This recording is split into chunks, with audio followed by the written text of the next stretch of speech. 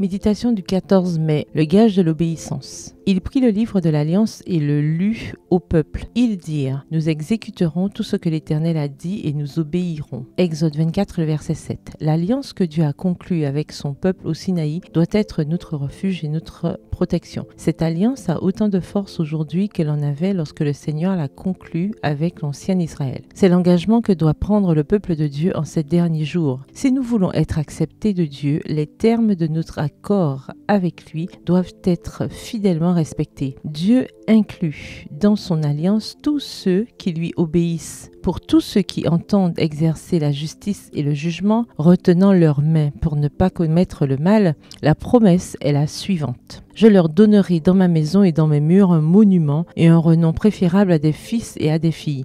Je leur donnerai un nom éternel qui ne sera jamais retranché. Ésaïe 56, verset 5. Extrait du livre SDA Bible Commentary, le commentaire biblique adventiste au volume 1. Le chapitre Exode 19 à la page 1103. Le Père place son amour sur son peuple élu qui vit au milieu des hommes. Ce sont les personnes que le Christ a rachetées au prix de son sang. Et parce qu'elles répondent à l'appel du Christ par la miséricorde souveraine de Dieu, elles sont élues pour être sauvées comme ses enfants obéissants. Sur elles se manifeste la grâce de Dieu, l'amour avec lequel il les a aimées. Quiconque s'humiliera comme un petit enfant qui recevra la parole de Dieu et y obéira avec la simplicité d'un enfant fera partie des élus de Dieu. Au volume 6. Le chapitre Éphésiens 1 à la page 1114. Si l'on veut s'approprier la grâce de Dieu, il faut faire sa part. Le dessein du Sauveur n'est pas de se substituer à nous pour vouloir et pour faire. Sa grâce est donnée en vue d'opérer en nous le vouloir et le faire, jamais pour nous dispenser de l'effort personnel. Extrait du livre Message à la jeunesse au chapitre 39 à la page 145. Que l'agent humain compare sa vie à celle du Christ, qu'il imite son exemple. Lui qui a vécu la loi de l'Éternel et qui dit « J'ai gardé les commandements de mon Père ». Jean 15, verset 10.